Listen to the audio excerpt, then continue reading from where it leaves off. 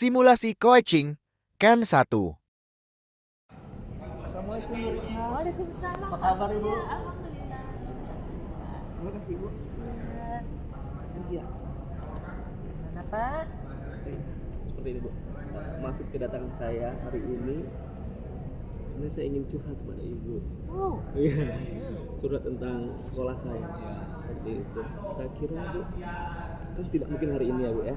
Hari ini saya pikir Ibu sangat sibuk. Saya lihat ada di sekolah Ibu ramai sekali, banyak kegiatan di sekolah Ibu.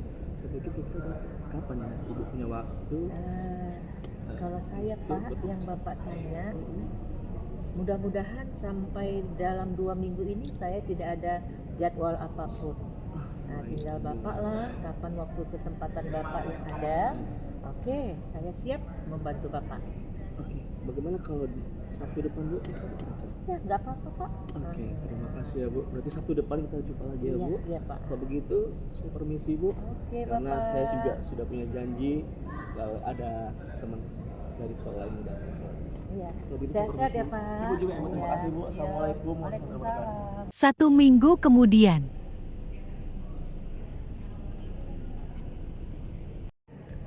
Assalamualaikum Bu Risna. Waalaikumsalam.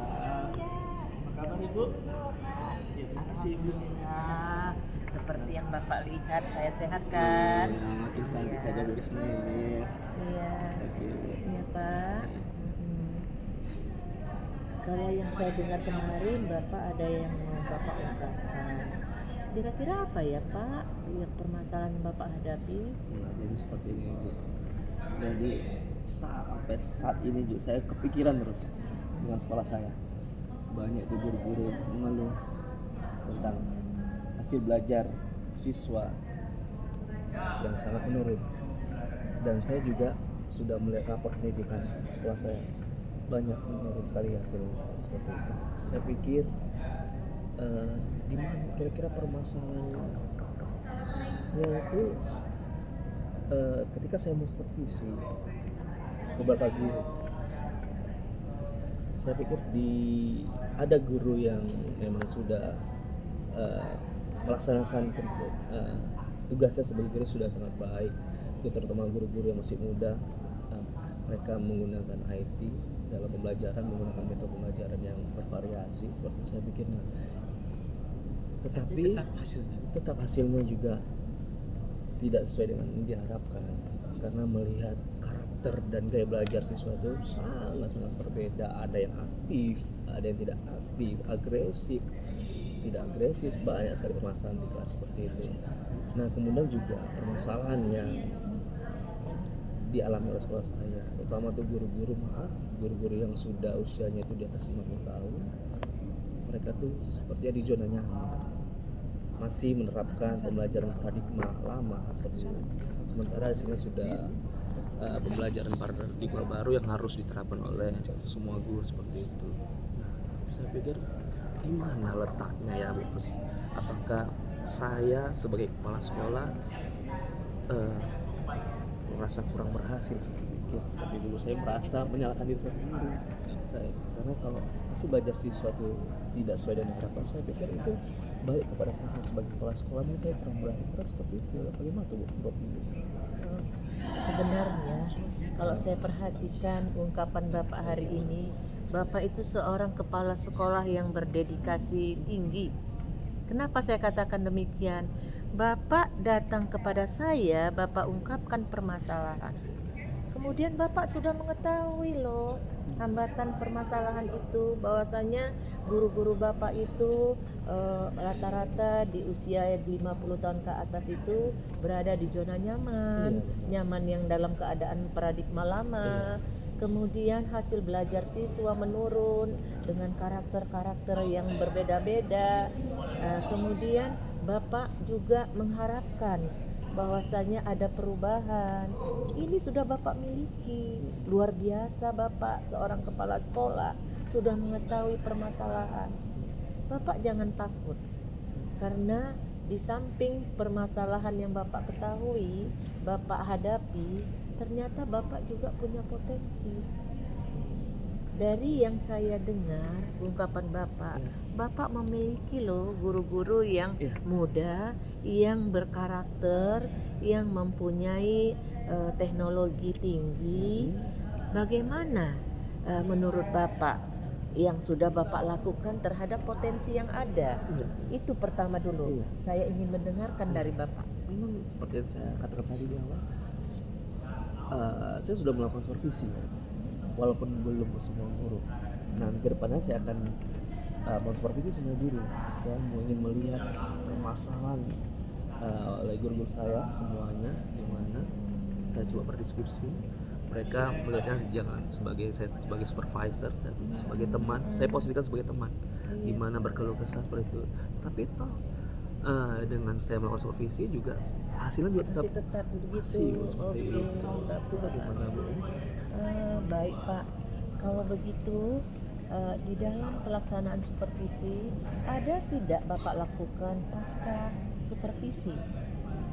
Setelah pasca, mungkin Bapak bisa mengumpulkan guru, semua guru baik yang muda tadi maupun guru yang sudah nyaman di zona nyaman. Iya.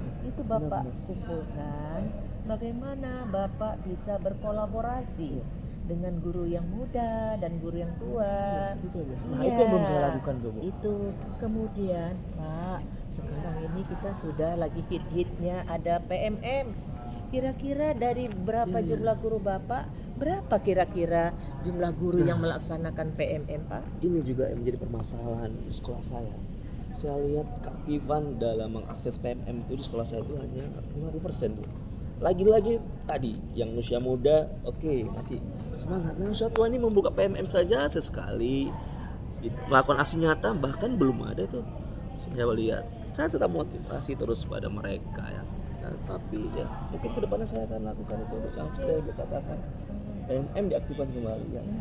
Kalau begitu Pak, Bapak punya potensi, sudah ada melaksanakan PMM, tinggal buat kelompok Pak. Guru muda itu jadikan pilot dari role model. Motor ya Bu ya, penggerak Iya, seperti itu ya Bu ya. penggerak di antara guru-guru yang lain. Bapak adakan kolaborasi antara Bapak dan guru muda dan guru tua sehingga perubahan itu nampak dan acuannya di dalam PMM. Bapak lakukan PMM terlebih dahulu, kemudian lihat hasilnya. Nah, untuk mendapatkan PMM, Bapak juga sebagai kepala sekolah harus membuka PMM duluan, biar Bapak mudah mentransformasi apa yang ada di PMM terhadap guru-guru. Inilah mudah-mudahan Pak, apa yang Bapak miliki potensi dari guru dan akan merubah hasil belajar siswa. Saya yakin Bapak pasti bisa. Ya Pak ya. Jadi saya buat kolaborasi dulu. Benar Pak. Iya. Iya. Untuk melakukan kembali PMM. Jadi Ya. mereka bisa belajar dari sana langsung Bu ya. Ada lagi Pak, di dalam PMM itu nanti ada komunitas belajar. Bapak buat bentuk komunitas belajar di satuan pendidikan Bapak, kemudian di antar sekolah di lingkungan Bapak, bahkan masukkan ke guru berbagi. Saya yakin informasi-informasi yang diterima oleh guru itu akan membuka wawasan dari guru tersebut mengadakan proses pembelajaran yang baik. Memang ya Bu, saya juga sebagai kepala sekolah di sini saya kurang mengaktifkan kombel di sekolah. Tapi kedepannya saya akan aktifkan kombel kami. Oke Pak, saya kira untuk sementara ini Bapak lakukan terlebih dahulu. Nah, kalau begitu kira-kira kapan saya bisa melihat hasil perubahan dari satuan pendidikan Bapak khususnya hasil pembelajaran? Oke Bu, saya pikir ini tidak boleh lama-lama. Sabtu depan bisa melakukan peninjauan sekolah kami. Karena ini permasalahan tidak boleh terlarut. Anak-anak tidak boleh dibiarkan. Kemajuan pembelajaran, kualitas pembelajaran harus cepat segera Luar dilaksanakan, biasa, Pak. kepala sekolah hebat Bapak. Terima kasih. Mudah-mudahan pertemuan kita ini pertemuan yang diridhai Allah Subhanahu wa taala. Bapak pasti bisa, saya yakin, dan terima kasih atas kunjungannya. Mudah-mudahan harapan Bapak dapat terrealisasi ya Pak. Amin. Semoga pertemuan kita pada hari ini Bu membawa perubahan pada kemajuan Luar pendidikan di biasa. sekolah saya, Bu. Iya, Pak. Terima kasih banyak, Oh, Bu iya, Risna. Pak. Sehat-sehat Ibu. Iya, Saya permisi sama-sama. ya, Bu. Iya, Pak. Assalamualaikum. Waalaikumsalam. Oke.